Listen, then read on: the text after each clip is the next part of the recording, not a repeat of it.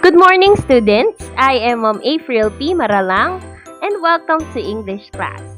Today, we will be discussing our topic in English 10, Week 5, entitled Analytical Listening in Problem Solving. In this lesson, you are expected to first, define analytical listening.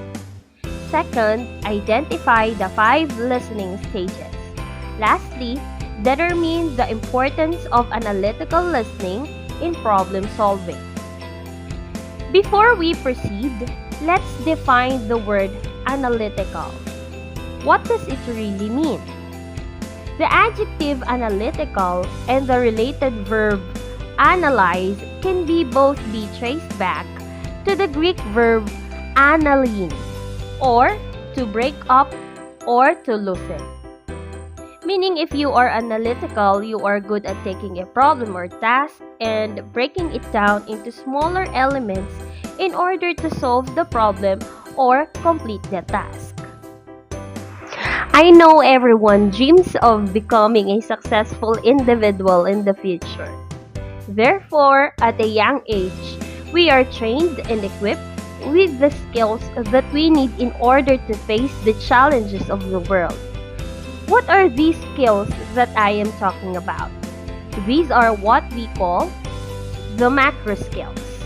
So in English, we have actually 5 macro skills. We have reading, writing, listening, speaking, and viewing. Today, we will focus on listening.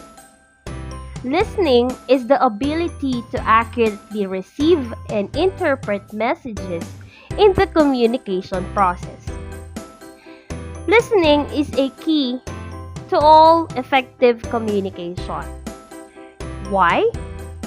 It is because without the ability to listen effectively, messages are easily misunderstood.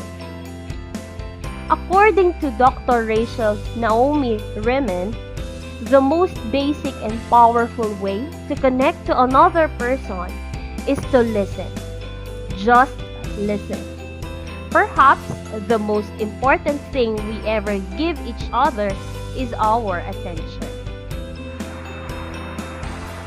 A while ago, we defined analytical as to breaking down ideas into smaller elements, and listening as one of the macro skills, which means receiving and interpreting messages. So, what do we mean by analytical listening? Analytical listening deals with one's ability and capacity to carefully and properly analyze the sound or sounds listened to. This is also called active listening, as it requires the listener to provide significant and evaluative feedback or response on what he or she has heard from the speaker or the sound platforms. In here, the listener is able to rephrase or restate the information heard to check one's understanding. Next, analytical listening requires sequential process. These stages include the following: receiving stage, understanding stage, evaluating stage, responding stage, and remembering stage. First, we have the receiving stage. It refers to actual hearing process. When we say hearing, it is the physiological process of registering sound waves as they hit the eardrum. As obvious as it may seem, in order to effectively gather information through listening, we must first be able to physically hear what we're listening to. Second, we have the understanding stage. This is the stage during which the listener determines the context and meanings of the words that are heard. Meaning, this is where the word starts to make sense. One tactic for better understanding a speaker's meaning is to ask questions.